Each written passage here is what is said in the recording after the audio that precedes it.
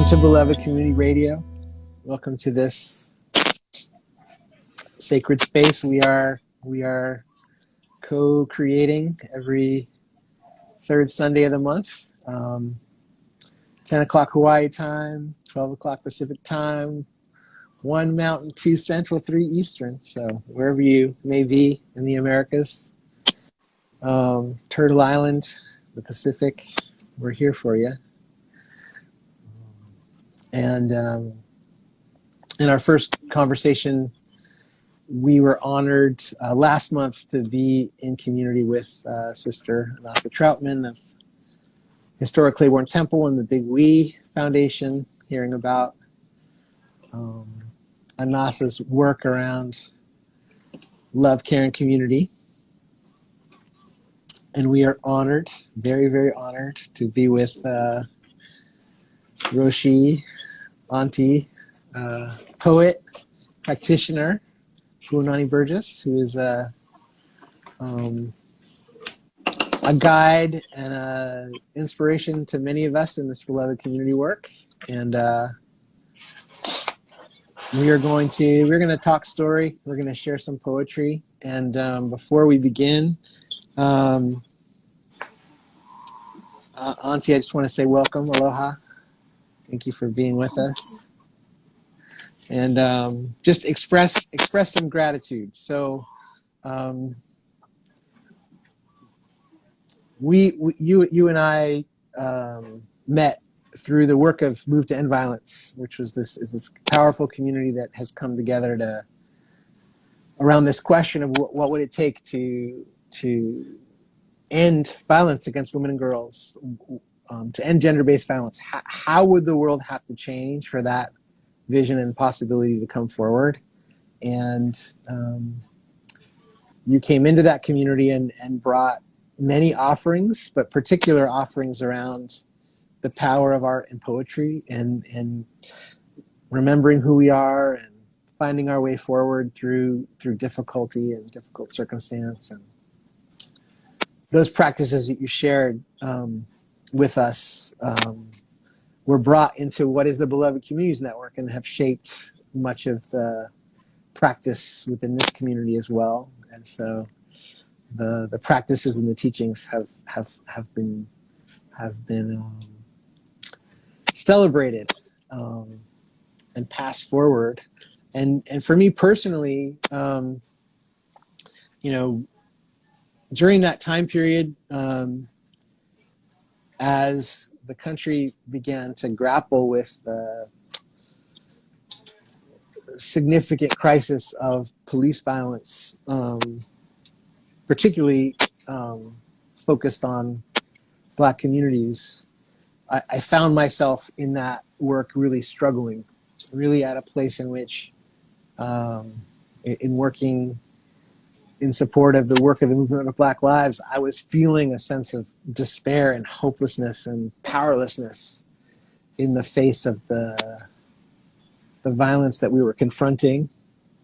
And in that place, I turned back to the practices that you had shared with us. I basically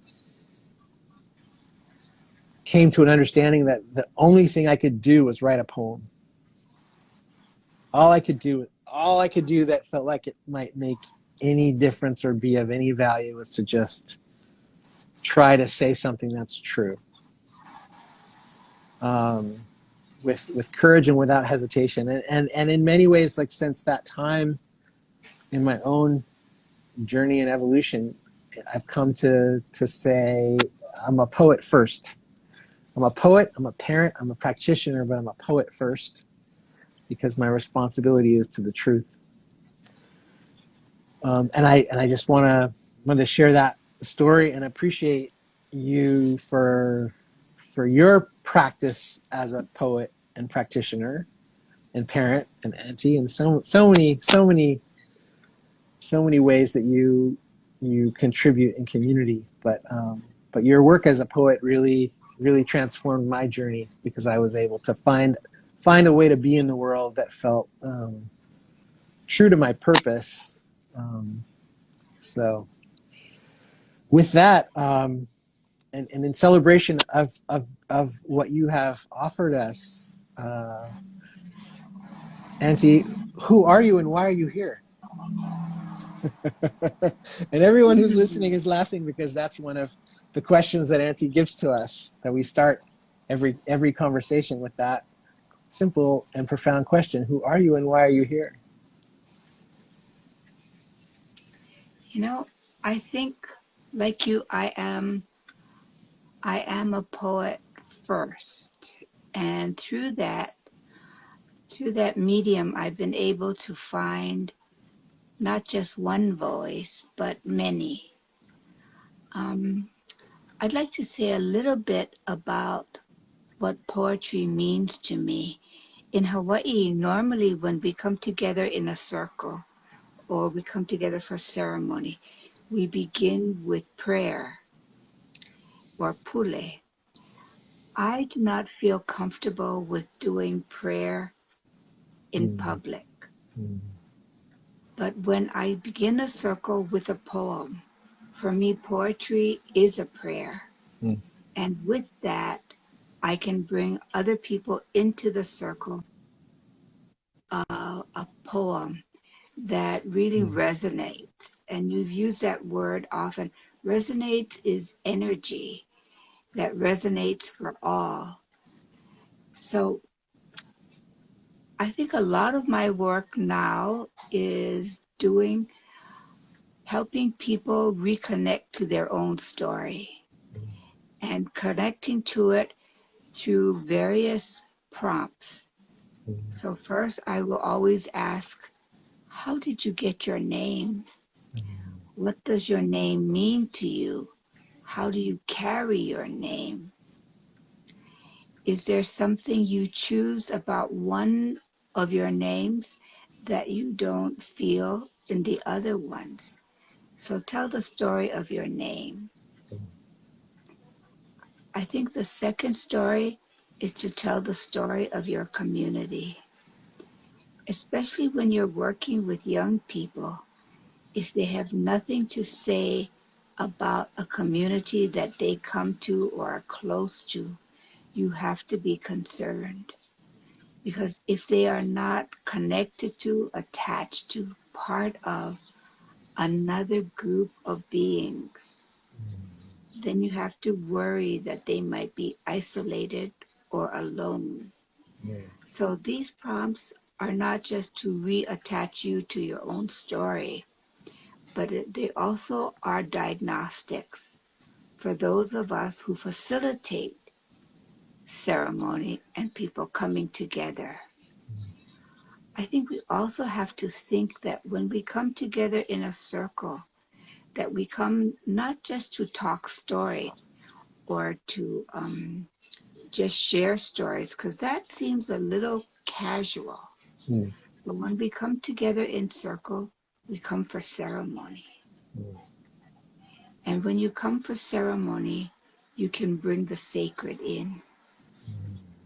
And you can ask people to bring the sacred part of their story to the circle. And what I remind people is the first person who benefits from your story is always you. You are the one who benefits by being close to, in relationship to your own story. And if you can be connected to who you are and how you've come to be, then you can help others connect to theirs. But it starts with you being connected to yours. So, a lot of I'd like to tell you, for me, in the practice of building the beloved community, the major framing principle is empathy.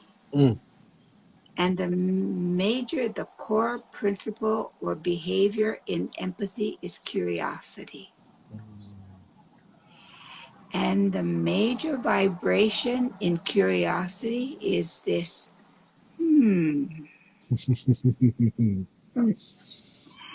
Whenever I meet someone new, I always begin, hmm, I wonder who you are. I wonder what this is about. I wonder what we'll learn from each other and about each other. I wonder. Mm. So if you begin, every circle, every time you meet someone new with just that sound, Hmm. the way you begin and how people respond to you is equally with that curiosity. Mm. So the story I tell about what empathy looks like, we know how to define it by the dictionary, what empathy is. But to actually know what it is because we have seen it, this is a Mm. story that helped me see what empathy really is about. Mm. So where I live in a rural place of a rural place. So I live in a rural community called Waianae on the island of Oahu. And I live in one of the deep valleys called Lualualei. Mm. And where we live, our blocks are 2 miles around. So when my middle child, and I like to tell you his whole name because it gives you the sense of the diversity and the complexity of the place that I come from. So that child's name is Poha'okalani Kulanakila Nana Ike Kumulipo Yoshioki Sonoda Burgess.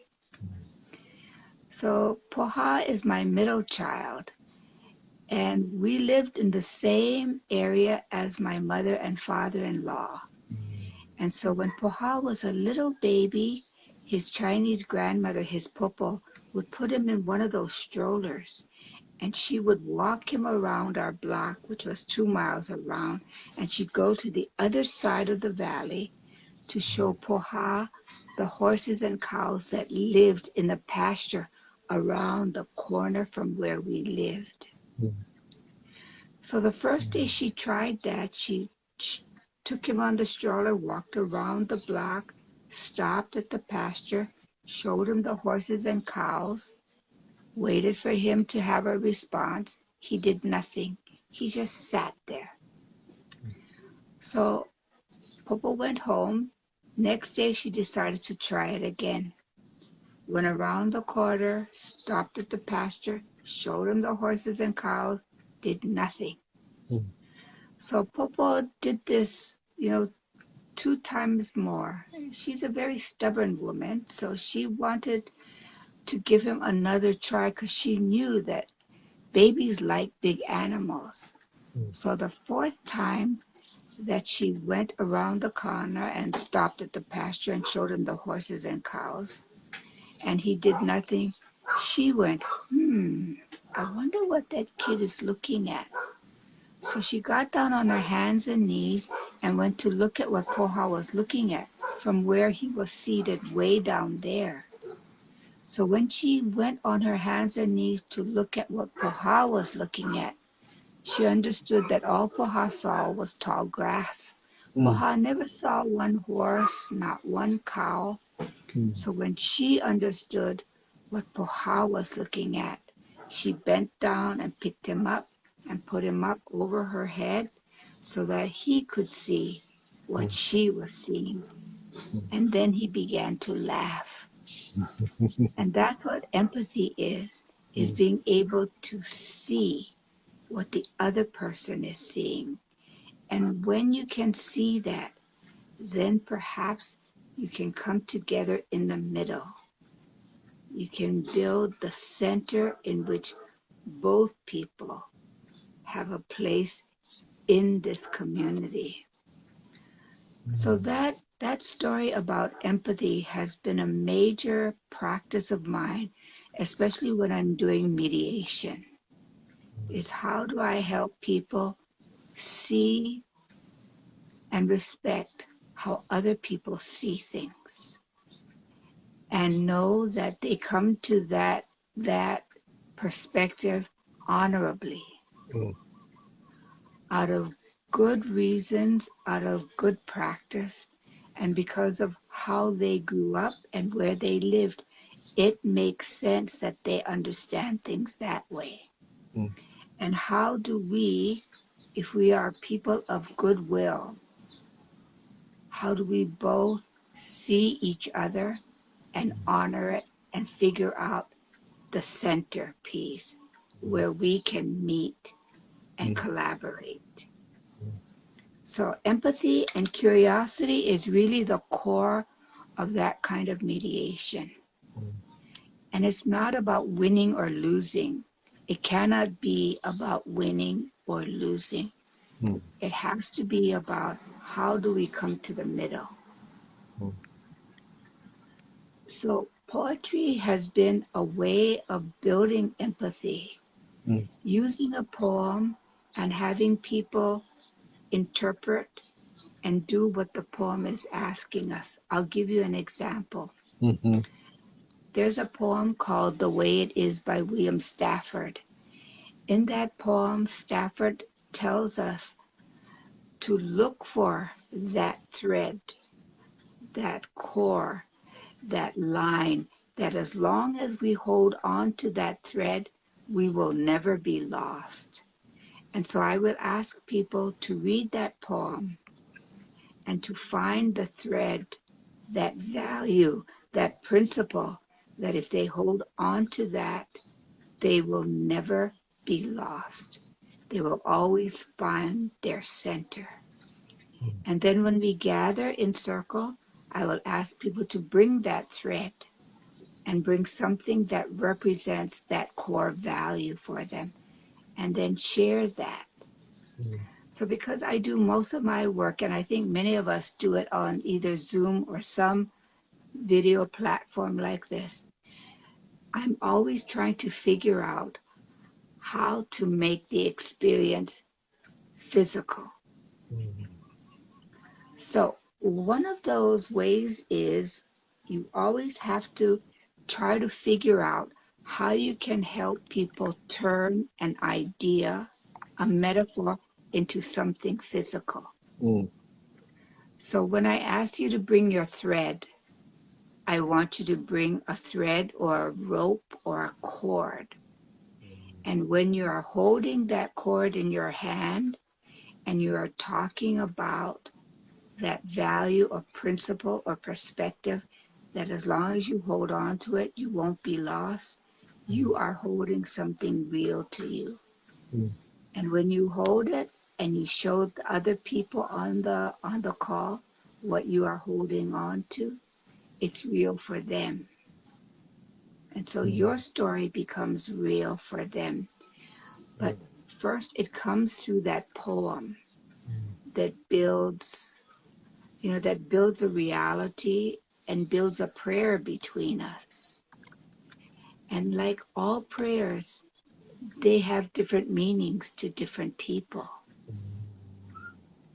And so it's an opportunity for us to share the same words, but also begin to figure out how we come to the meaning of those words. And the Building Beloved process, community process, is about that interplay, that sharing, that empathetic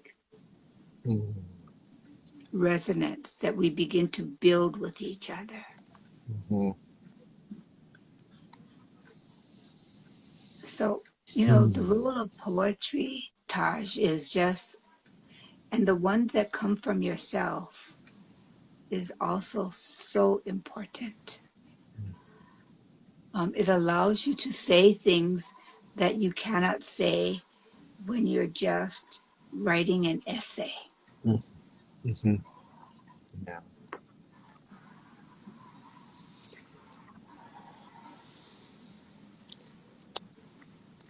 Do you want Gratitude to for, read a poem of yours?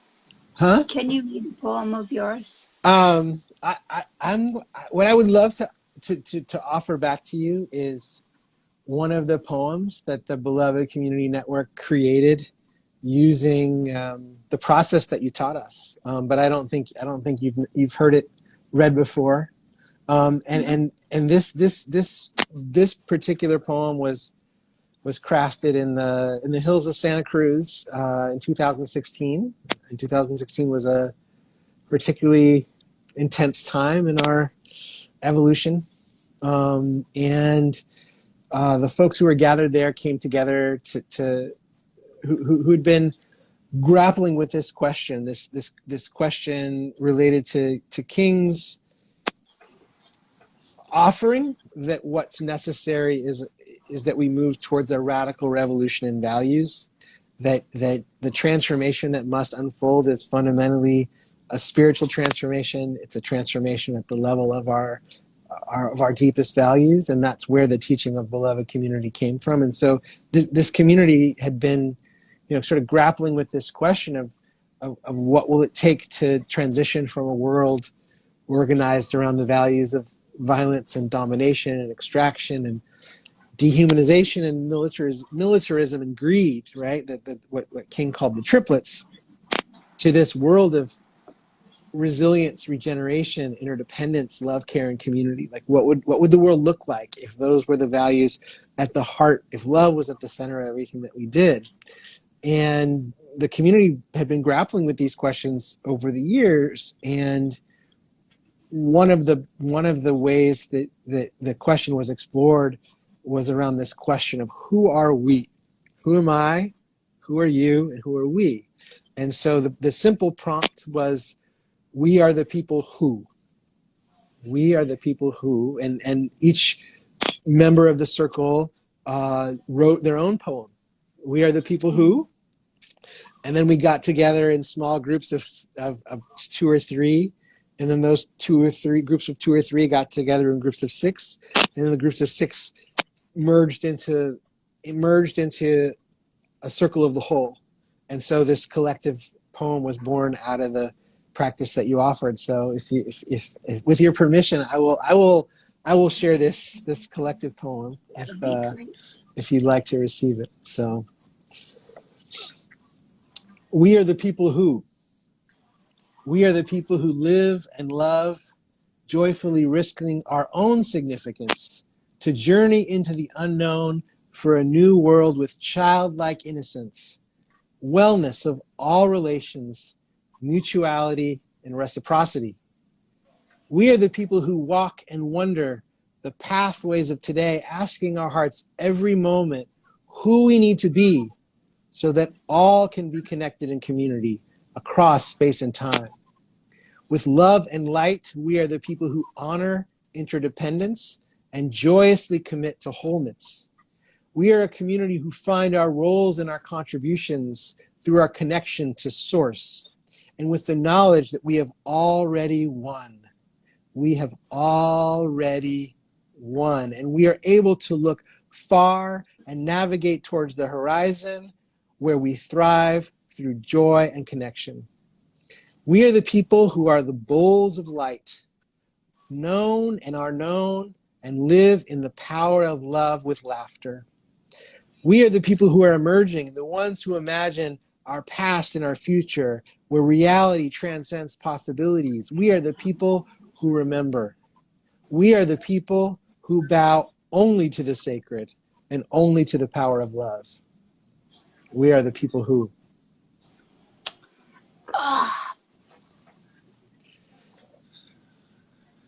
Resonance. Your wisdom reflected back to you.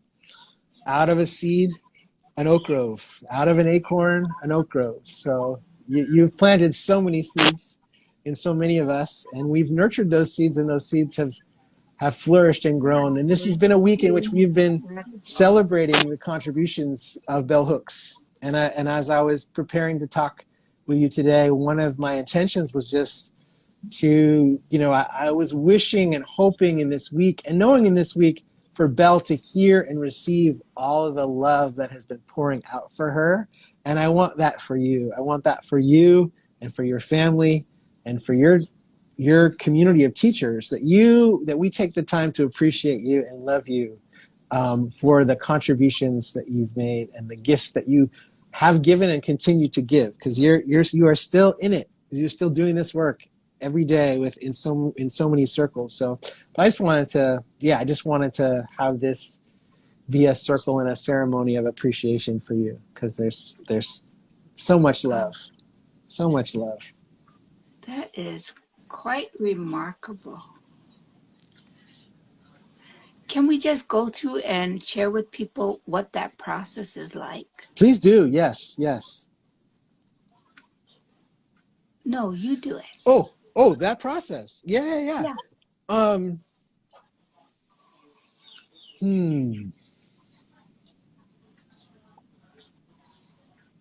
Well, it is interesting, because as I reflected, oh well, what is the process exactly?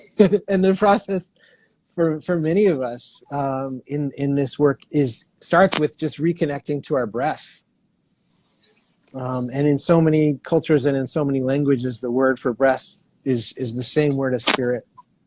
And so in remembering who we are, and in coming into relationship, breathing together, singing together, chanting together, humming together, moving together, coming into rhythm together through our breath and through movement is how the process begins, in simple ways and in beautifully complex ways.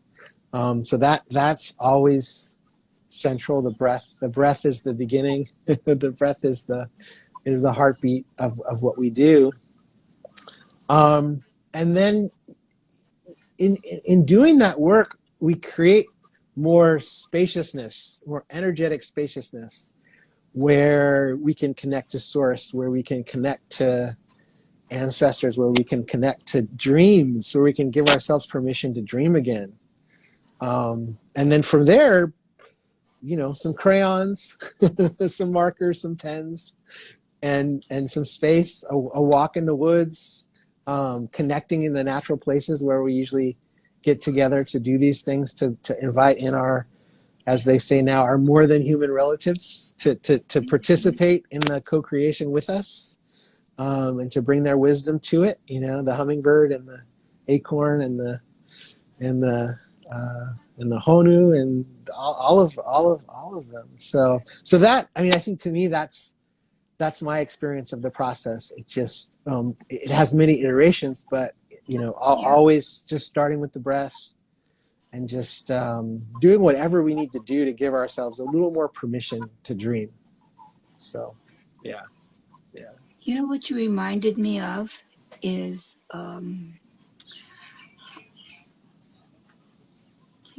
the place that I first learned about Beloved's community is at a place called Highlander Research and Education Center in Newmarket, Tennessee. I went there. I was invited to go there to be the Horton chair holder for one of the years. So the first year, Miles Horton was a chair holder, and then the second was Paulo Freire, and then I was the third. And what was so interesting was this was the first time I saw in Highlander, they would gather in these rocking chairs. And it's, as you say, that rocking chair began to give you rhythm. People would rock back and forth. And, if you're anxious and all of that, you just rock, and then you watch all the chairs rock in rhythm to each other. And they organized around food and music and song and dance. It was a totally energizing experience. And, that's how we organize in Hawaii, around food and music and dance and song. And I saw that, and I heard how the making political movement out of those methodologies became a loving way of being able to speak truth to power and speaking truth to kindness. And I learned those things at Highlander. And so when I came back to Hawaii, I stayed in the place in the house where Martin Luther King stayed. Mm. And I just like to remind people that Highlander was a place where Rosa Parks went to for a workshop before she decided to sit down on the bus. Mm. So it's a place of great momentum building. And I got to feel the spirit there. And because it was on a mountaintop, you were there in the middle of the Smokies, and you could feel, the energy of the trees and the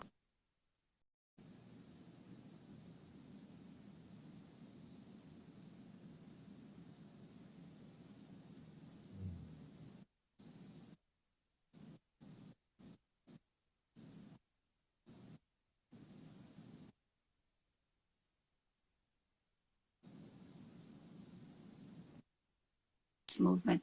They all met at Highlander, and that spirit was still there. And when I went there, I began to understand what it felt like to organize in a deeper and a bigger way. It was one of the most magnificent experiences I've ever had. And so, the capacity to learn from other people, and especially learning in the South, was so interesting for me.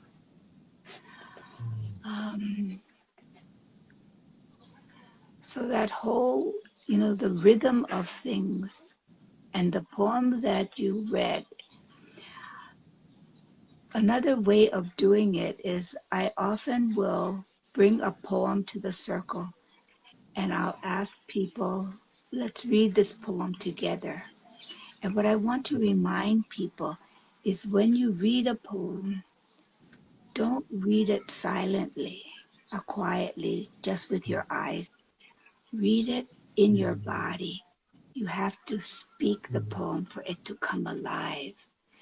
So when we gather in a circle, everybody will read a line of the poem until the poem is read in its totality.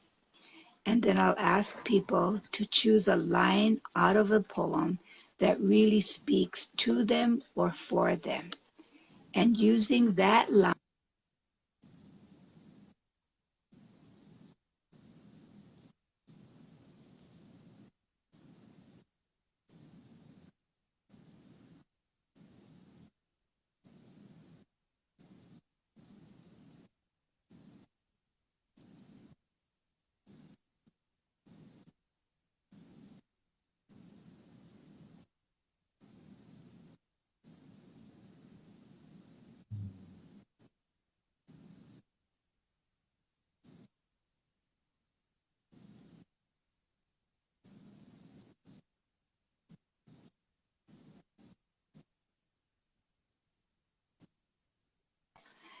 I usually start it this way. I start with a poem by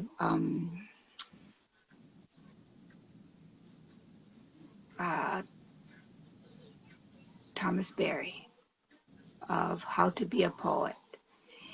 And I always start people saying, I am a poet. And then we'll do that. We'll read the poem. They'll choose a line. They'll write their poem. And then at the end of that, everybody will read their poem. And then I'll tell people, now say the line, I am a poet. Mm. And by that time, they will have done that. They would have written a poem. Now, when you're doing the process that Todd suggests, what happens is that you will take the poems of every person in your circle and you will figure out the order that you would like to place every stanza so that you can make one epic poem that represents the collective work of everybody in that circle. Mm. And when you have that collective poem that speaks to all of you and everyone participated, you know what making collective decisions presence look like? It looks deep and powerful, and it includes everyone in the circle. And so you help people experience what you're hoping they will be able to do at the end of building beloved community. They will be able to build community unity, a common unity. So if you've ever read the poem Struggle by Mel King, he talks about common unity. And you look at that,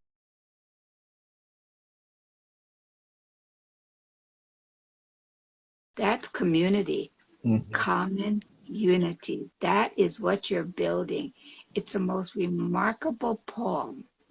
And it talks about what are all the elements of community and building common unity.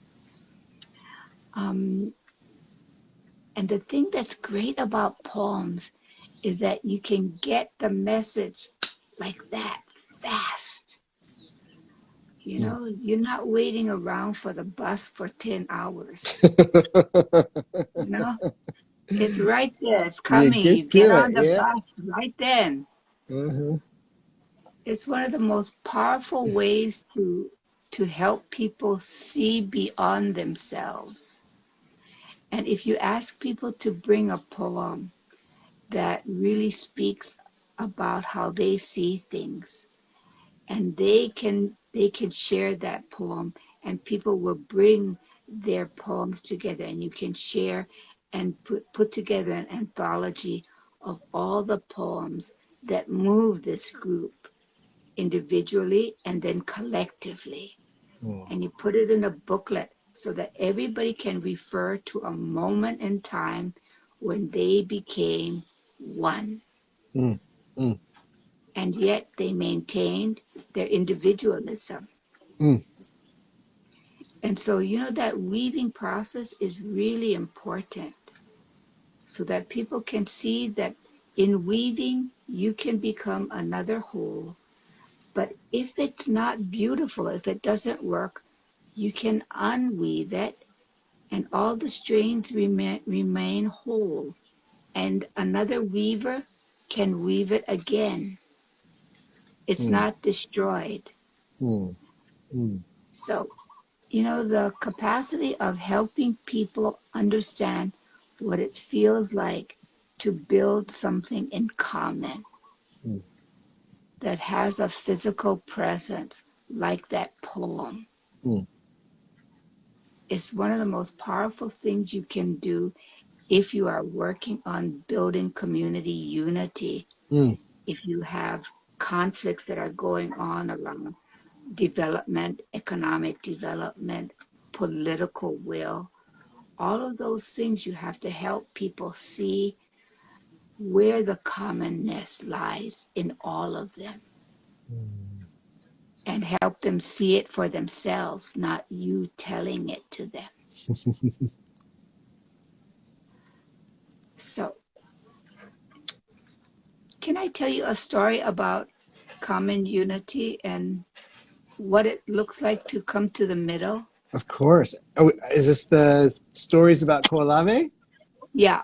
Beautiful. Yes, I was really appreciated what you shared earlier this week, and was hoping you might bless us with some of those stories. There's so much there. Yes, please. You know, in the 70s, a group of Hawaiian people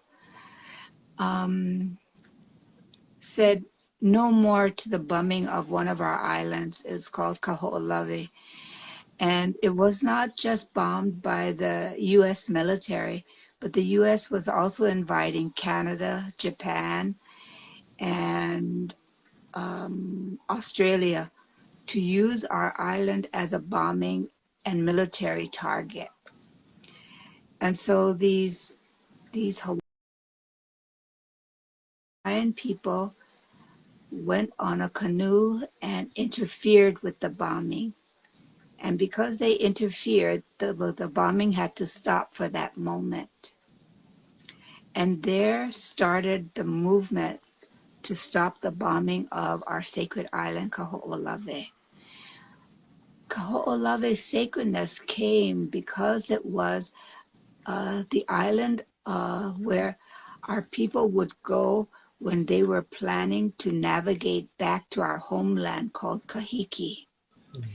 On Kaho'olawe, there is a mountaintop called Moa'ula, and at that mountaintop, you could see the rising of the Pleiades.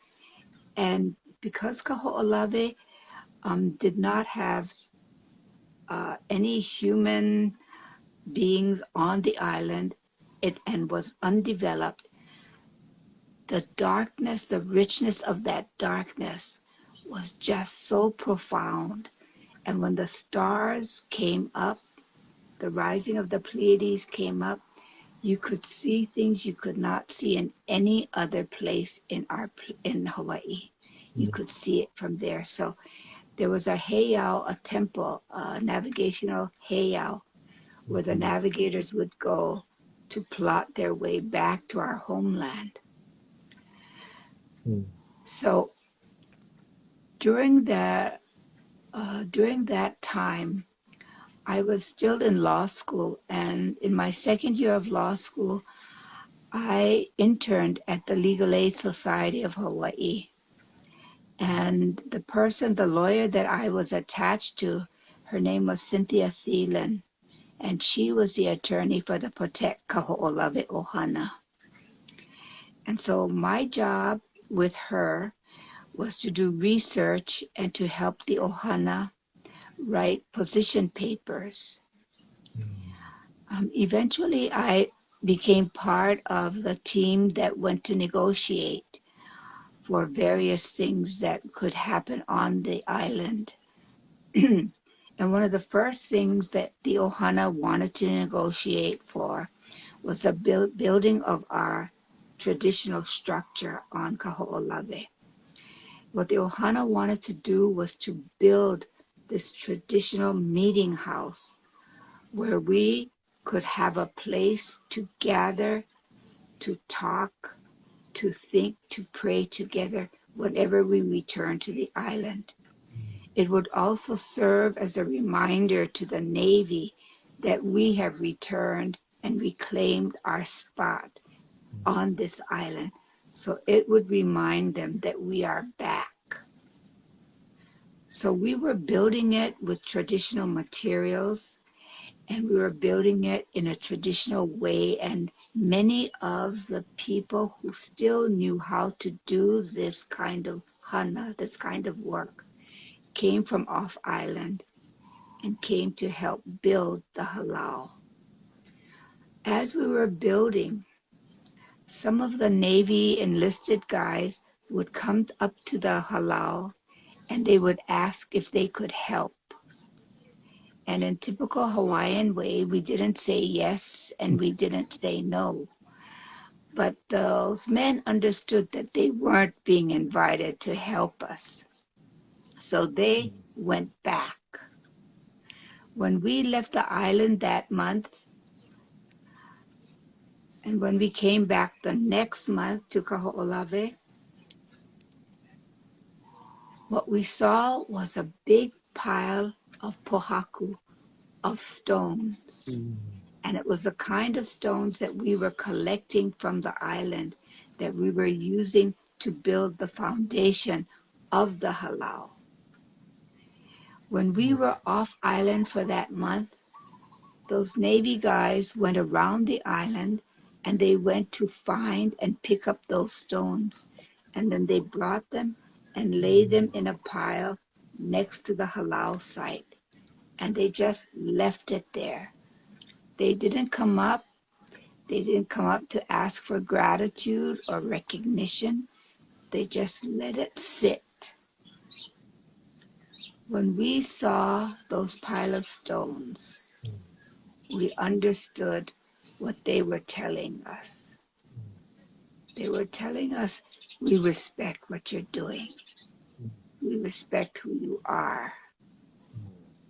We know this is important. We want to be a part of that.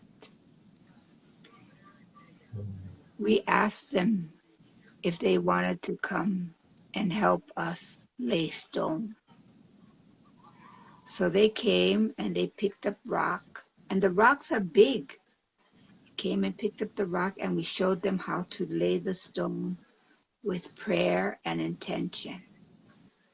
Now, all of this was done without talking. We didn't talk about doing this collectively. We didn't talk about the respect that each had for the other side. We just worked together, and we did something collectively without it being a negotiation. And we didn't have to go and sue in court like we were doing already. We didn't have to do all those things. We didn't have to carry signs or protest or anything. We just showed them our heart, and they showed us theirs. And I tell you, Taj, you know, that it was a small miracle that that happened. And out of that event came the capacity for us to negotiate other things that would have been harder for the Navy to say yes to. And part of it was because we were able to negotiate at the right level.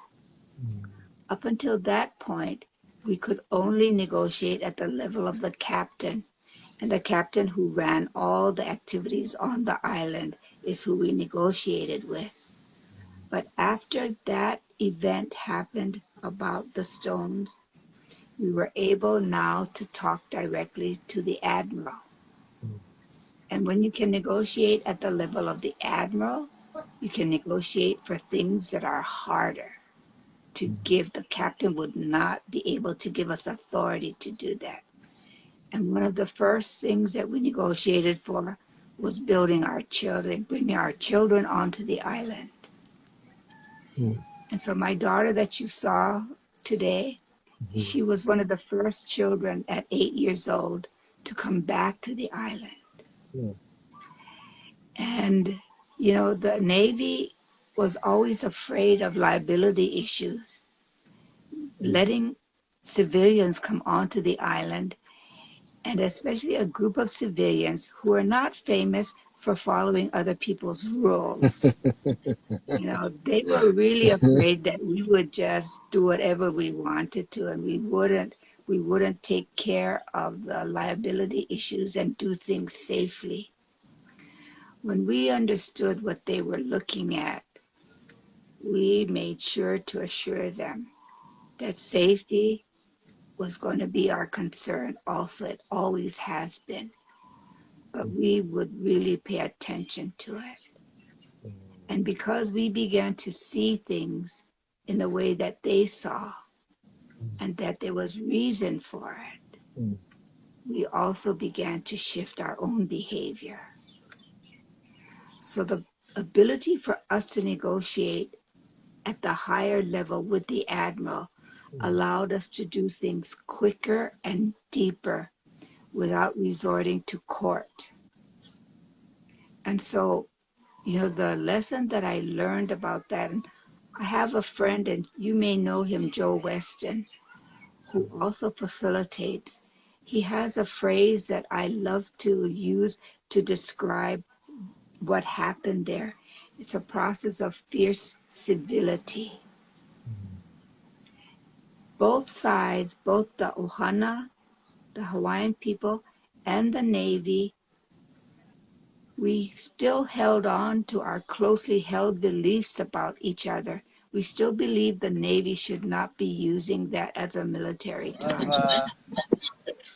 Of the heart of the story about Ko'olave and the question of safety, and whether it was clear that you were going to be able to hold the safety for everyone in the right way to allow things to come forward. So that's where we were in the cliffhanger. So what happened? What happened next? And yes, we were. You know, I think what is really interesting in our ability to now talk with the admiral is that, you know, Roshi Tanoi, our teacher, he always talked about being able to negotiate at the right level. So I remember that you have to talk at the level of your degree of responsibility at Kuleana. So we had Kuleana, we were trying to have Kuleana for Kaho'olawe. And so we had to negotiate with the people, the person who really held the Kuleana for the island from the Navy's perspective.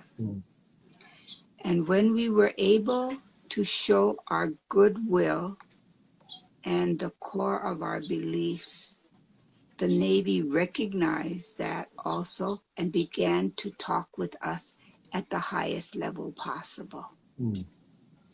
And once we got to that level of talking, the things we were able to share and do from that point on was amazing.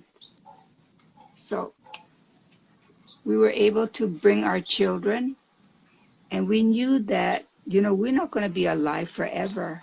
If our children are not also given the Kuleana and also introduced to the work, when we pass, or we aren't able to do it, who will take it up? So being able to bring our children onto the island was so important. And, getting onto the island was not simple. You got on at Ma'alaya Harbor on Maui, and then you traveled several hundred miles, and then you had to get off the boat about 100 plus yards off of the coast of the island, and then you had to swim to the island from the boat. So your daughter And was that's 8 when she had to swim? Yeah, Oh, and the wow. kids had to do that too. Wow. So you can understand why the Navy wasn't particularly overjoyed to do that without some kind of understanding that we would really take care of making sure that children were brought in safely. And they were not teens. Puanani was 8. And so, when you are able to sit and talk to people as though you are human, that's what happened when we were able to be human with each other, when we invited the Navy people to come to lay stone. And the thing, Taj, that was so incredible about it is that it was done without any negotiating. No, I'll give you this if you give me that. They just brought the stone because they knew that we needed it. And, going to collect those stones, it's big stones. And it had to have a certain kind of flatness to it too. So it wasn't just all kinds of stone, that it had to be a particular kind so that the foundation that would be laid was strong and was smooth so that people could walk on it. So the fact that they took care to go and find precisely, and they saw what we were doing. So they paid attention and they put a lot of effort into doing it. So it wasn't something casual that they did one day just standing, or you had to purposely do it. And because they had the equipment to be able to carry those heavy stones, and we didn't. That was remarkable.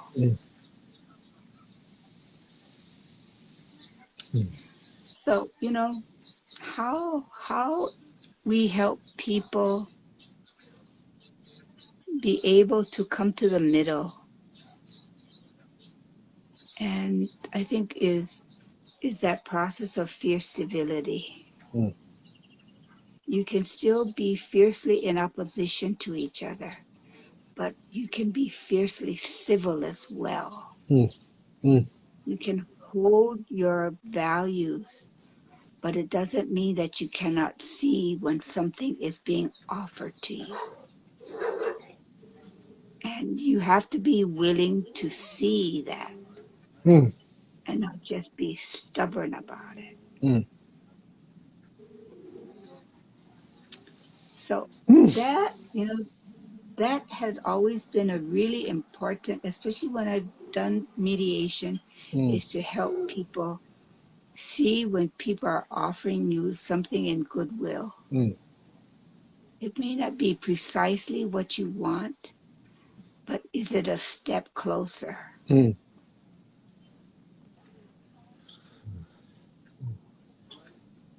So, May I first thank you for that offering. That story is, I know every time the story is told, it's something else comes forward, and that's a story that can be told 1,000 times, and it still has more to teach. So, thank you for this offering of it, and it reminds me that in this conversation and in what you're speaking to in terms of being able to find this place where we connect in the middle, not through a transaction, but pico to pico, heart to heart, spirit to spirit, without a lot of words, but literally and often like using our hands to create something together.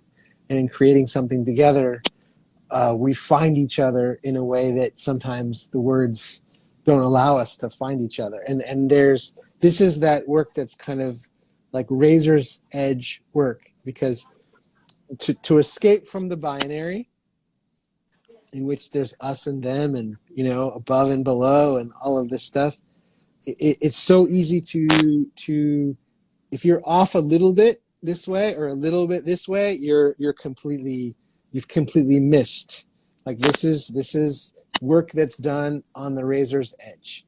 And I often think about this, what was learned, what you reclaimed, what you rediscovered, what you reaffirmed in this work of Ko'olave, and how that relates to the ceremony that has been taking place at Mauna Kea, and in particular, the deepening of the practice of kapu aloha as it relates to what you have just offered, and just curious how you see that lineage, how you see what's happening on the Mauna as a some of the fruit of this work, because I feel the energetic connection when I hear the stories between the work there to protect and defend what we love, to protect the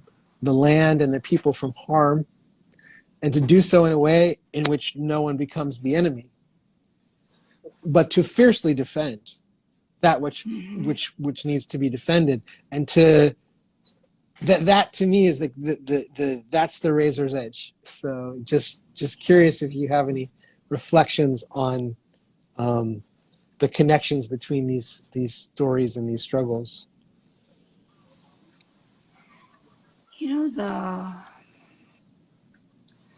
What happened and what will continue to happen on Mauna Kea as people try to figure out what the middle looks like, and how it will be possible to get there. I think I don't know how that work is going ahead. I know that they are looking for the commission that will be drawing up the policy for what happens on the Mauna, and they're asking for more Native Hawaiian input.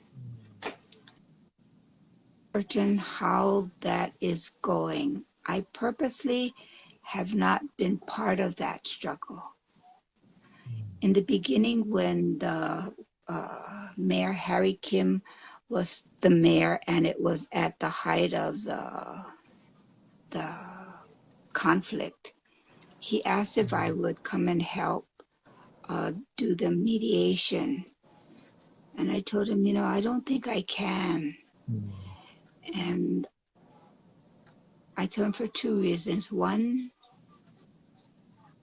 my age.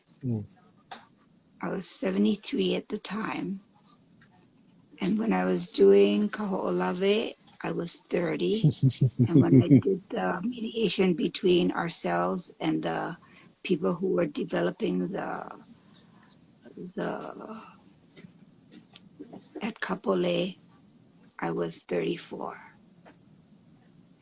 So that was a lot of years ago, and you need a lot of energy to do that, to hold the pieces together. And I think that also the thing that I was getting is that it felt like people wanted to win. And because in order to do that, I would have to see whether or not that perception was accurate. If there was a middle to be had. Because if people only want to win, mediation is not going to work.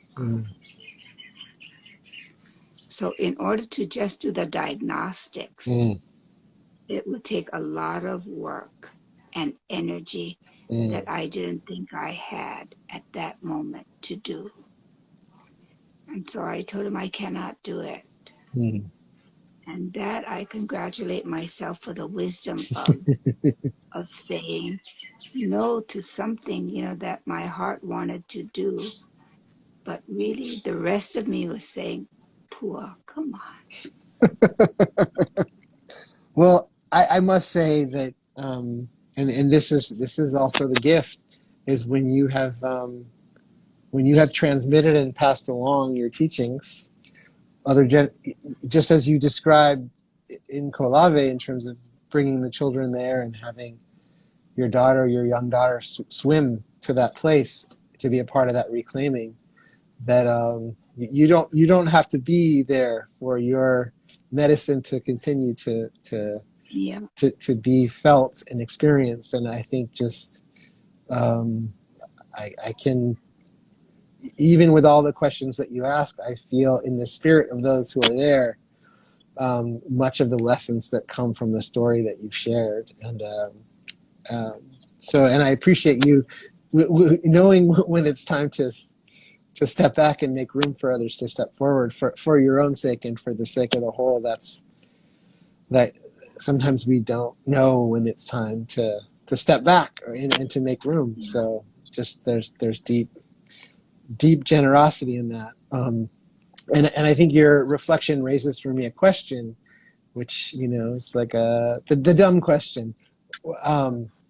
There may be some people listening who wonder, like, what is there if not winning?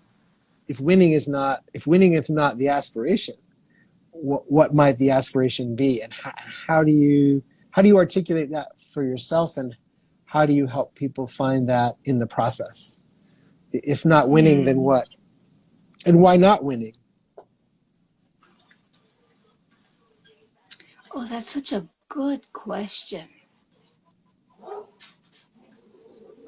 Well, winning is that binary you've been talking about, because the other side of that is losing. And apparently losing is not a great thing. Yes, all under heaven intact. All under heaven intact. Yeah. Yes. If not winning, then losing. But there's something, like how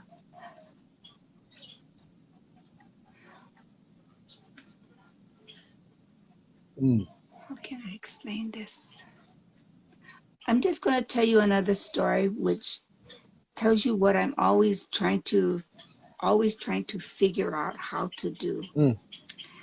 So Tanoi Roshi, who was head of the Zen dojo that I have been a part of, one of his final lessons to us at the dojo before he passed, he rolled into the dojo a log and a big stone, and then he asked us, what does the artist do? And so one of the priests raised his hand and said, carve something beautiful. So in typical Zen way, Tanoi just stood and he was very quiet. And eventually he says, no, All the artist does is take away rubbish. And that's what we do as priests. We don't heal, but we remove the rubbish so people can begin to use their strength and their power to heal themselves. So when you are able to come to the middle, you're able to take away rubbish that allows you to see wider than just your narrow slice of the world. And maybe in that sight, the healing will come. But to think of things as you talked about in the binary, always winning or losing, good or bad, dark, light, ascribing positive things to winning and darkness and losing as bad. It's in the parts that you aren't successful. Sometimes it's the greatest learning part of your life.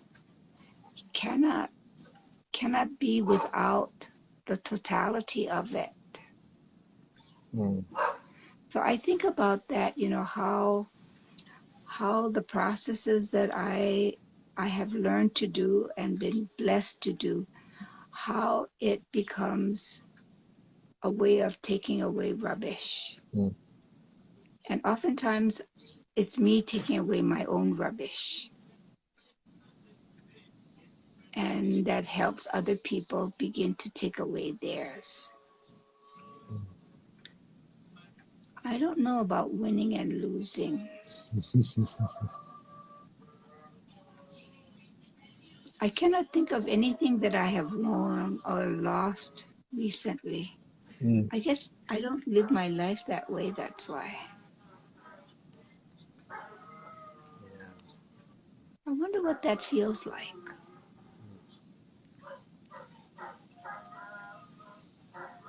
I mean, I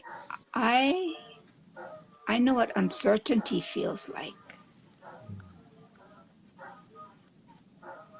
How do you feel when you feel uncertain?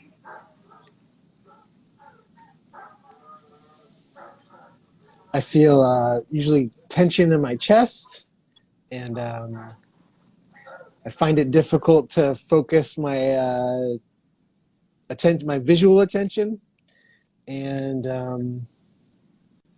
there's an energy in my body that wants to move and to do, as opposed to like slow down and settle, right? So that's the way the habit energy in my body manifests with uncertainty. Yeah. When I feel uncertain, I go directly to my breathing. And, people mistake being quiet for being silent. It's very different. Being quiet means your mouth ain't working. You're not talking. But that's not the same thing as being silent. Being silent is big.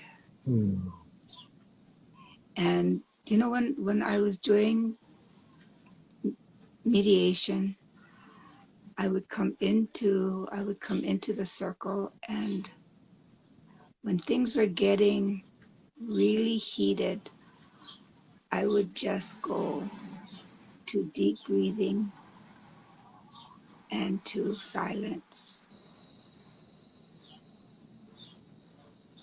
And that would bring the fire down throughout the circle. You can't help it but to notice when someone else is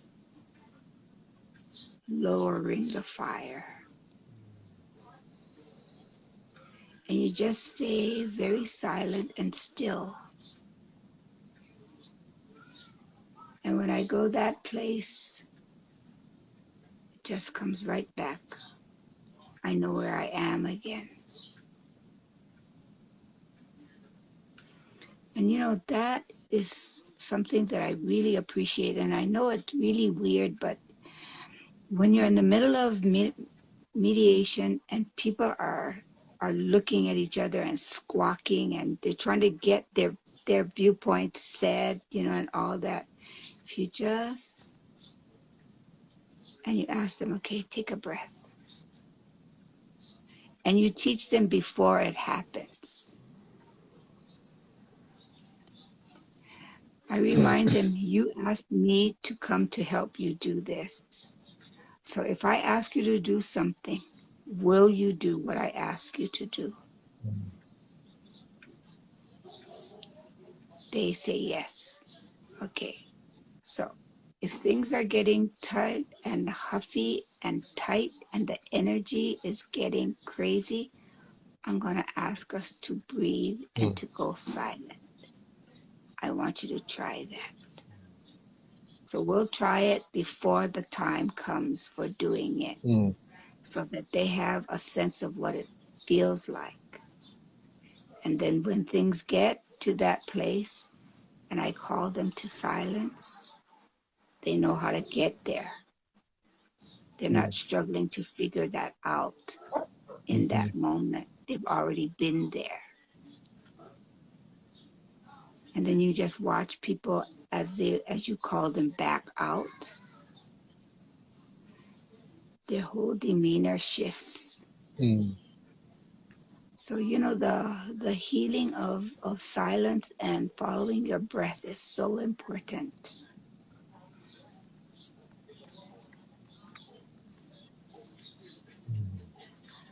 But, how you get people out of the habit of wanting to win.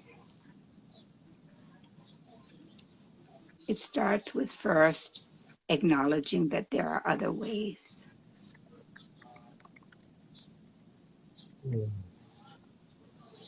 But, the society that we live in is so confrontational in that, the kind of sports that we watch, one side always wins. Boxing, all of it. There has to be a winner and a loser.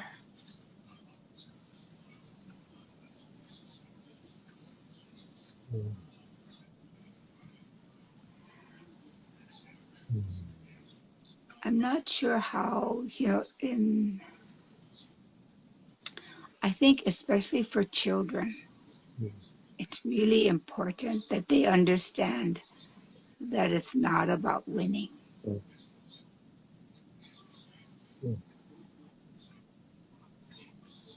It's about seeing how you can both live together.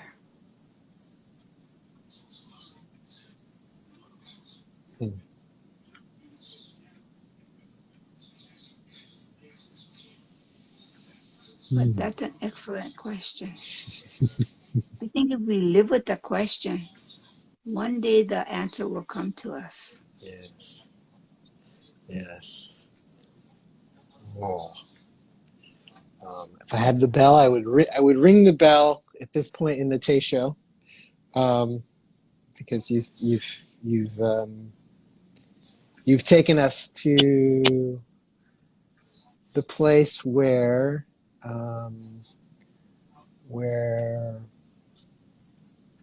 we can find a different kind of knowing, and the reminder that if we can begin by connecting to our own breath and to each other's breath, then the breath can be a portal into the silence, and in the silence we find something beyond winning and losing, beyond light and dark, beyond we find ourselves there. And the language, I think, the words, the thing about the silence is that what's in the bigness of that escapes all language. That its power is beyond description, and yet it is full of all the possibilities. Many words can flow from it, but it cannot be described. But so when we in the breath find ourselves there, we find ourselves in a place beyond that. and the words that I have found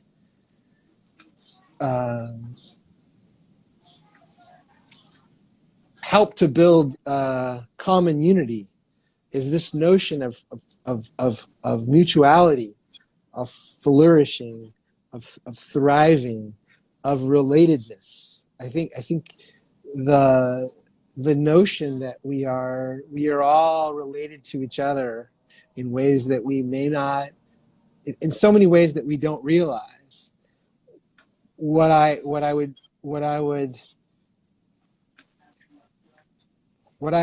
observe in those moments that you described is the process of remembering who we are and remembering how we're related. And in remembering how we're related, we can bring care into those relationships. And so that becomes our shared work, to bring care into all of our relationships. And so those are the words that when I sit with that question, those are the words within which I find some clarity and some comfort in trying to find our way back. One of the things I wanted to ask you about is, I feel like this is another habit pattern or binary where I feel like we can sometimes get stuck.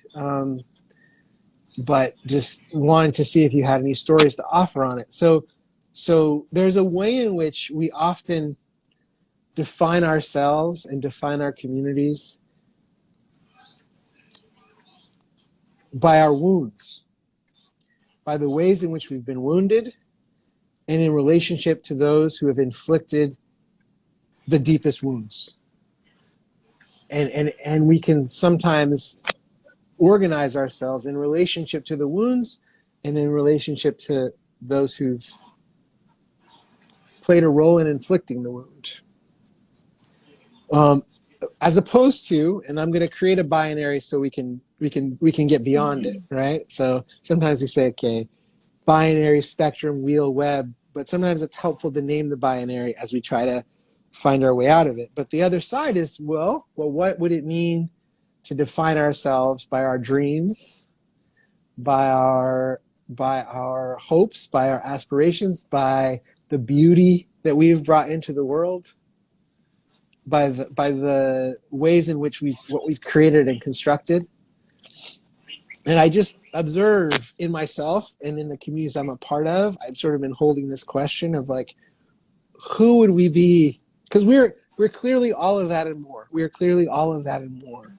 But I see us often stuck in understanding who we are through the portal of the pain. Mm-hmm.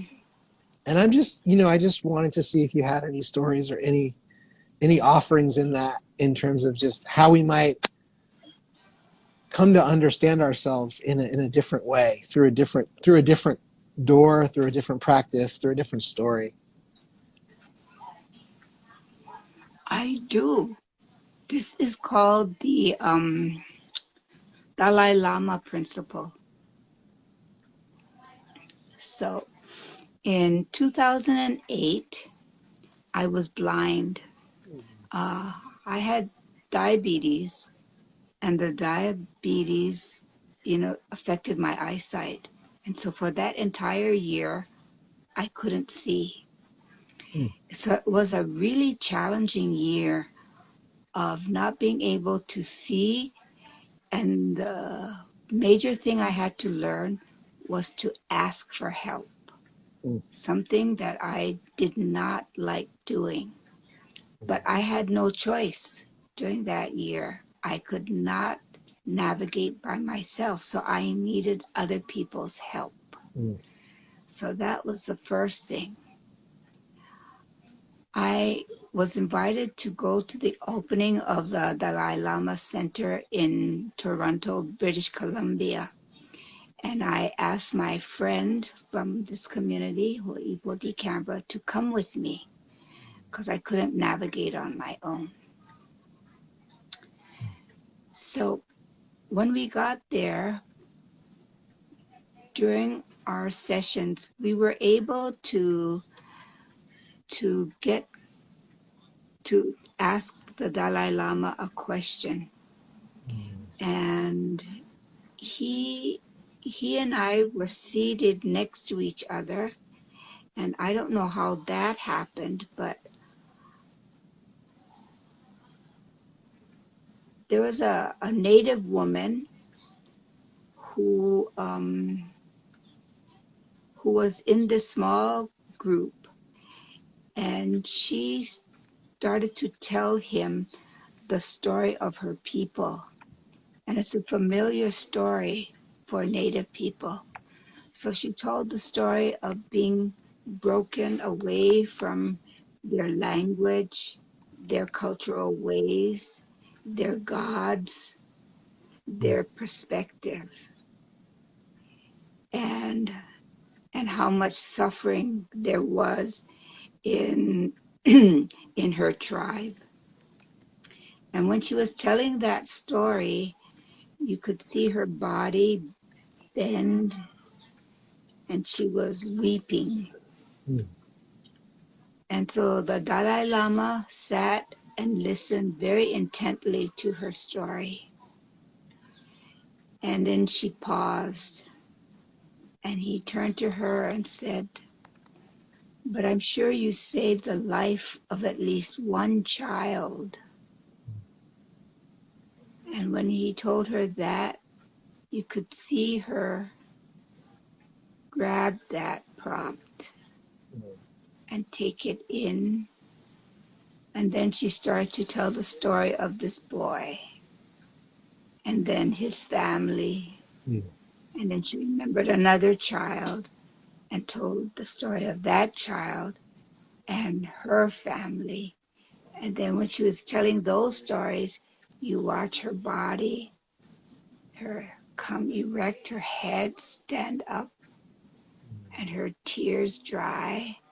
And the Dalai Lama just said to her very gently, "You see, when you tell your story, you have to tell the whole story, not just the story of sadness and trauma and brokenness. You have to tell the whole story." And I remember that because the temptation is to say, Hawaiians call the ue valeno, the place of mourning and sadness, deep sadness, and the wailing, to get stuck in that place without now looking to the other part of your life, the things that are working, that bring you balance. So, I do this process called the weather ball, and I have a weather ball here somewhere. And the weather ball is a round ball, and I ask people, usually at the beginning of ceremony, to tell the story of what their weather is like. So that's number one, is using a metaphor to help people tell how they are feeling without asking that question. So when they describe their weather, they are telling you how they are feeling right at this moment. But that's not enough. The second part of that story, I ask them to tell the story of a blue sky moment. And I remind them that we cannot just talk about the bad weather and the storms and the rain and the flooding. We have to capture those moments when you've been happy and you've been part of something wonderful. We cannot let those moments go by without capturing them, because you can never tell when the storm is really bad, that you will need something to remind you that there is a break in that storm, that there are other things that are in your life that you can appreciate. So it's always trying to help people hold that balance. First, you start with your weather, how you are feeling right now, but also tell the story of a blue sky moment that you've experienced. So always helping them to consciously rebalance themselves as opposed to getting stuck. So, you know, how you help people find the balance in their lives is asking of questions that are not the same, but help a person tell the whole story of who they are and how they've become. You know, maybe this other principle is really important for people to think about. So some of the work that I do is has been within the prison system. And we designed a group of 7 sessions with the Department of Public Safety, and they run all the prisons and jails in Hawaii. And the person who invited us to design and teach these lessons, we were going to do it for the upper level of the DPS's staff, the people who form processes and projects for the prisoners. So we did the first 6 sessions, and the 7th session was a feedback session. So we asked them what stuck for you in all the things that you've experienced. What sticks for you? So one of the men who has worked in the prison for about 30 years raised his hand. And for me, that was a surprise because he showed up every session, but he was minimally active in the group. But he did show up. And when I called on him, he said, first you have to remember that we're a paramilitary organization. And we looked at each other and we sort of knew that, but we never used that phrase and nobody told that to us. So I told him, I don't think we really understand what paramilitary organization means to you folks. What does that mean? He says, it means that we operate on orders. So I said, orders? He says, yeah. We were given an order to attend this. This was not voluntary. We were told either you attend or else you will be penalized. So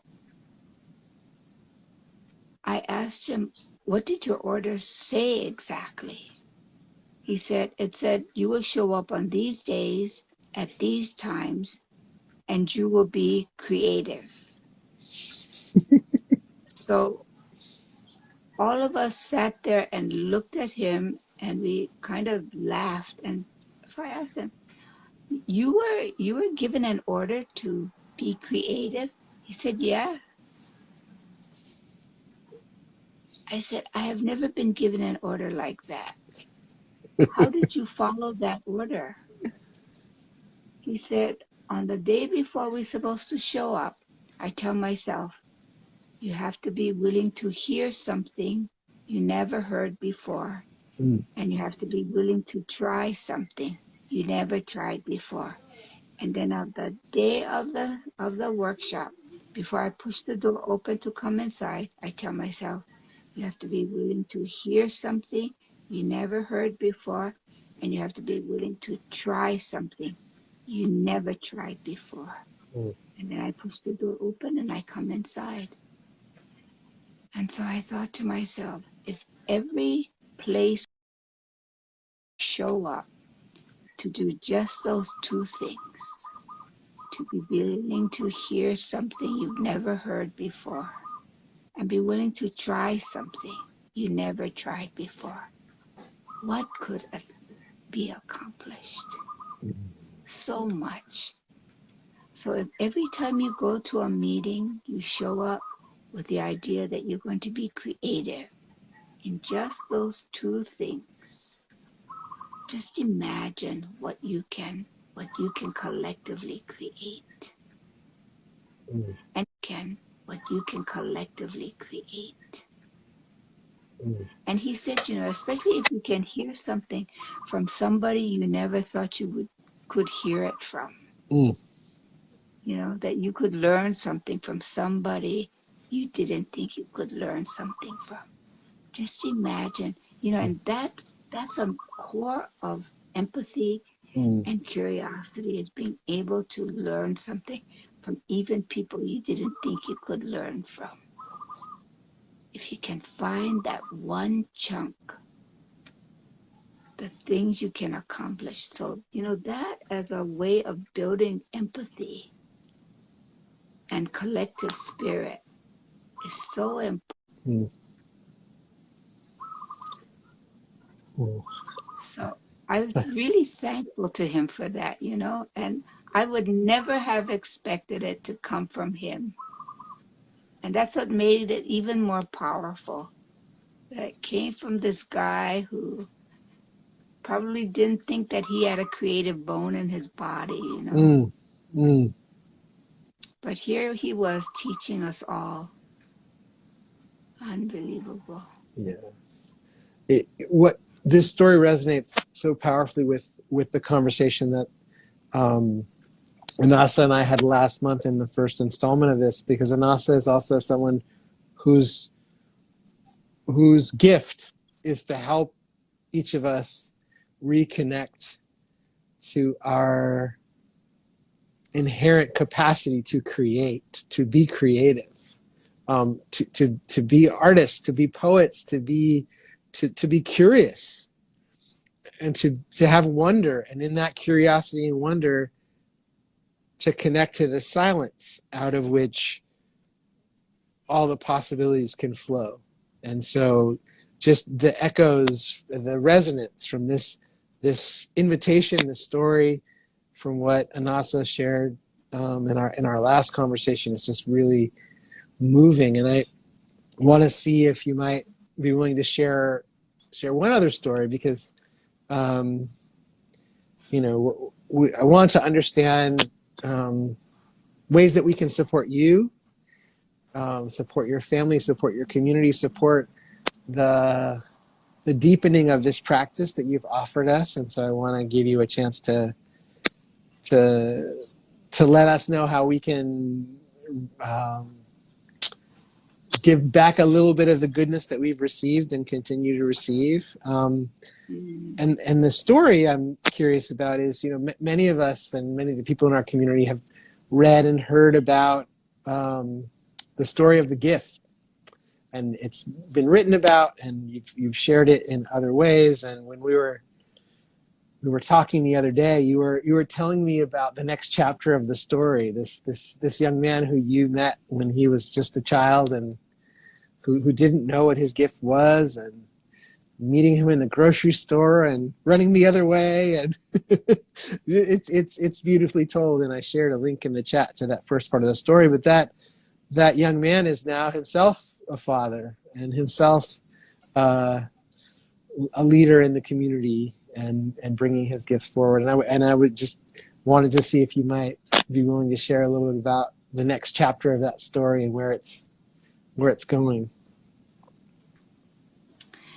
Taj, can I tell you another story? You can tell us whatever story you want, Auntie. That is also really important. Yes. In terms of what the deep culture of a community might be. So this story comes from two elders, two uncles who come from a different island. One is Uncle Walter Keli'i Okekai Paulo, and the other is Uncle Eddie Ka'anana. They come from the native fishing village called Miloli'i on Hawaii Island. So a few years ago, I had gone to a summit called the Ha Summit, and it was about Ha, the deep breath. And The woman who was organizing the conference asked me if I would do a huakai. And a huakai would be a workshop. And it would be a by invitation workshop. And there would be about 12 people there. She didn't tell me who was going to be part of that group. And I didn't ask her either. So in the morning of the session, I woke up and two of the uncles, Uncle Walter and Uncle Eddie, were seated next to my bed. Now, these two uncles passed away a long time ago. So they were there, and what they told me was, Auntie Pua, we like you tell them how we fish, and then we want you to ask them, is this important? Mm. And if it is, what we going to do about it? So I got up, got dressed, got ready to go to the huakai, showed up, and the circle of 12 was made up. Half of them was the superintendent of education of the entire state of Hawaii, and the deputy superintendents. 2 out of the 4 of them were there also, and many other of the leadership of the Department of Education. So they run all the schools in Hawaii. So they were part of my group. And I'm sitting there thinking, I'm going to tell you the story from my 2 uncles who are already dead. I'm going to tell you folks this story. You had been sitting on the bed the night before with your uncles who were in the other room, and they had told you that there was a story that you needed to tell. And now, and here we are. And there we are. Okay, so I'm trying to decide whether or not I'm going to tell them my 2 uncles who have already died came this morning to tell me a story. And I'm thinking, what is that going to sound like? But, you know, I already told them I would, so I did. So here's a story that they wanted me to tell this group of people.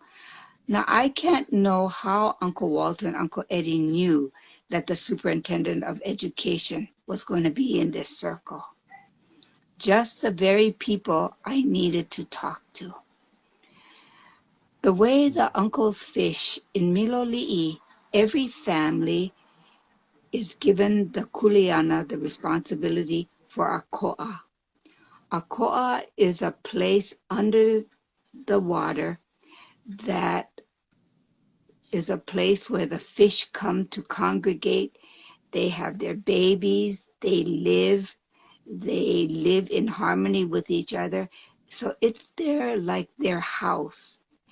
And that ko'a is a place that allows the fishermen to know where they go to go and get fish to bring home to their family. But the rule is, first we feed the fish, and then the fish feed us.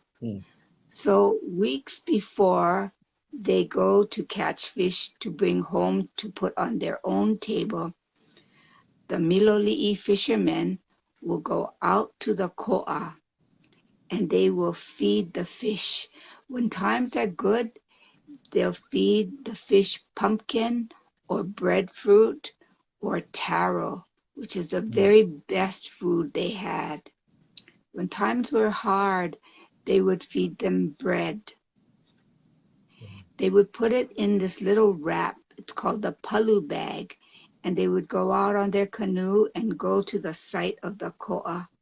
And they would drop the ko'a, the palu bag, into the water and pull the string, and then all the food would come out and the fish would eat. So first, the humans feed their relatives these fish. And when the fish are ready, they let the uncles know, now is the time. So when it's the time to go and catch fish to bring home to the human family, the uncles will go out one last time and they'll bring palu and they'll feed the fish once again. These fishermen use round bag nets, and they'll put the hoop in the water, and they'll put the palu bag, the bait bag, in the middle. They'll pull the string and the food will come out. Then all of the fish will dive down into the bag and eat. And then the uncles will pull the bag net up.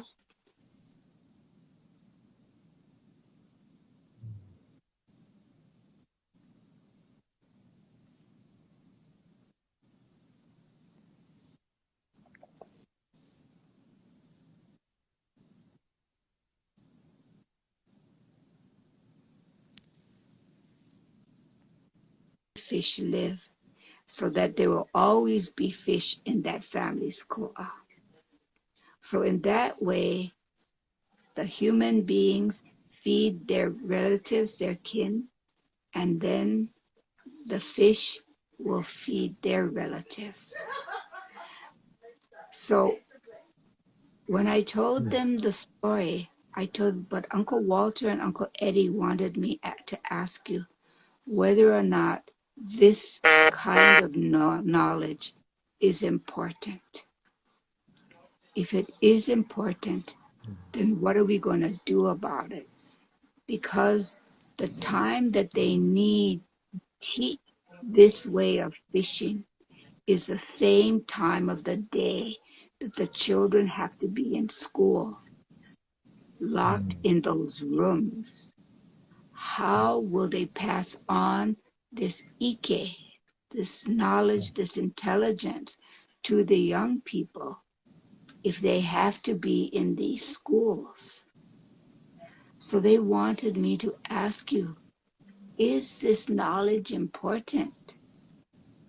If it is, what are we going to do about it? How do we put this kind of knowing into the curriculum that gets supported by our state education system, and not just the stuff that is run in these classrooms with these books? What if there are no more traditional fishermen who know how to take care of the ocean, how to take care of the fish, how to take care of the bounty, who are not there just to take the fish, but to make sure that they are replenished and they are fed? What if there are no more people like that on this earth? What will happen? So that was the question and the story that I told them. And so we have been trying to figure out not whether it's important or not, it is important, but how does a Western developed school acknowledge and make room for native intelligence within the body of how it works and designs its processes? So it was an important story and an important question to ask the very people who were there. So I'm saying two things. One, sometimes the elders will talk to you and you feel very reluctant about doing what they ask you to do. But you know, when you don't think about it, but when you feel it and you've given your word, you do it, and then you begin to understand why it was important to do it. Because I didn't know how important what they came to talk to me about was going to be, because I didn't know who was going to be in that group. They knew.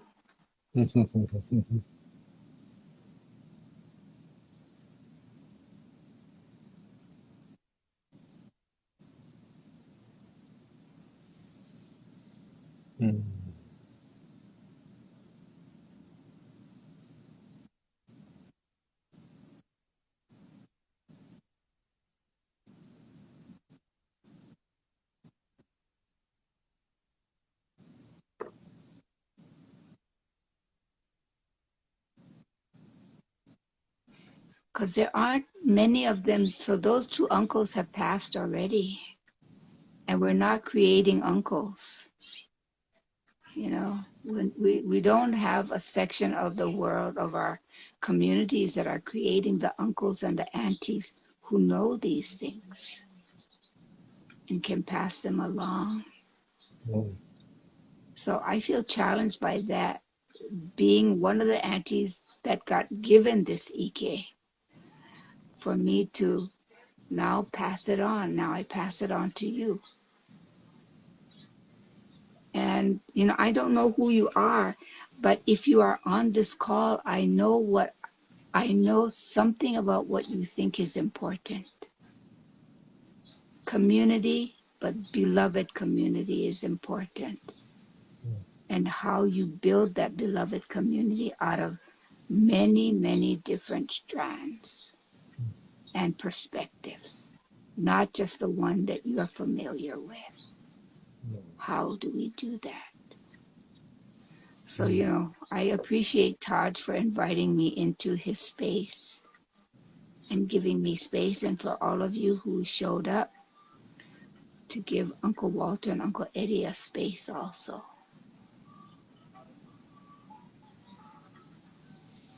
Mm.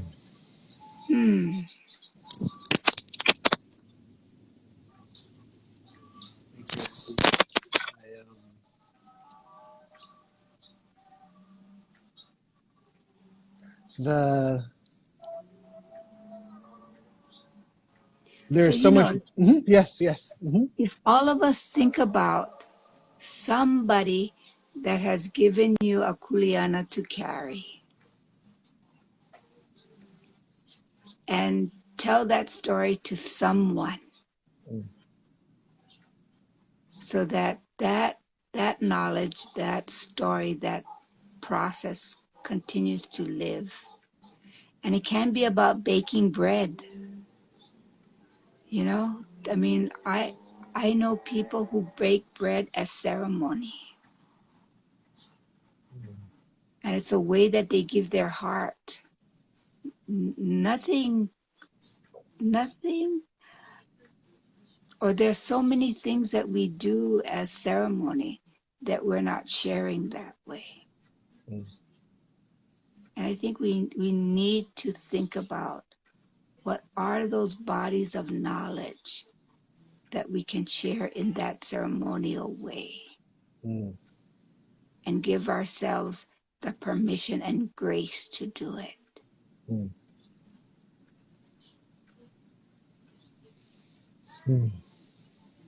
Thank you for I sharing. wanted to go with you.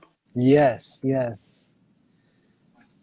Thank you for sharing your gift, and it just brings us right back to the poetry as a way to bring ceremony into spaces that have not allowed space for that, and to just courageously and skillfully open up that space.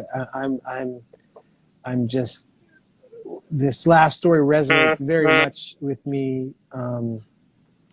The teachings that have come out of the work of Standing Rock and the community that came together there, and this notion of like everything ceremony, everything prayer, everything in a sacred way, right? Calling the fish, feeding the fish, caring for the fish in their home so that we might be in relationship to care in our home, to baking bread, to just sort of listening for and finding the sacred in everything. And in a world that has worked pretty hard to say the sacred's over there, Yeah. and then over here there's this thing that's not the sacred, that is devoid of life, that is object that we can do things to, right? We can impose our will upon. But if everything is sacred, then everything's a conversation, a dialogue, a relationship. Me and the computer, me and the table, me and everything, right? We're just in relationship, right? And so that's a different that relational way to be in relationship is just a different way of being in the world, and it's what it is. It is the wisdom at the heart of the Ike that you and your people carry, and so many other peoples who still have maintained their relationship to land and place in a sacred way, and it is the wisdom that is most precious for humanity right now. So if we can't find a way to create more space for that, then we're all in a lot of trouble. Because Yeah. it is that wisdom that is what we all need to find our way to a thriving future. There's that is for certain. So I with great pride and humility accept the stories that have been shared, and we'll carry the responsibility of those stories forward. And I invite everyone else in the circle to receive and to hold the stories in that sacred way. And yeah, and the story continues, and the stories continue. Whew, what a blessing! What a blessing! Oh, Thank you thank you so much, Taj. yeah. This has been so beautiful, and our dance with Instagram has some greater purpose to which I'm excited to discover as we get on and get off and get on and get off, and but still persist. That's it. We will persist through it all until the stories that need to be told and received are shared and received. So let that be so. Blessing to us. Oh, I love you so much. Thank you so much.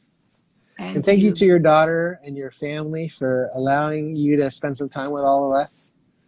I'm sure they'd much rather you be spending time with them, but we appreciate them sharing you with us for a little while. This has been lovely.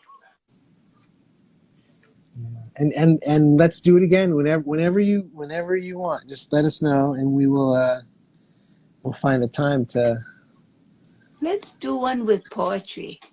Oh, Asking people okay. to bring their poetry. Okay. Let's do one with poems. Okay. We will. You let me know when Okay. you'd like to do it, and we will gather the. And I have some familiarity now with how to do this. Yeah. Beautiful. Thank you. All right, family. All right, beloveds. Be well, everyone.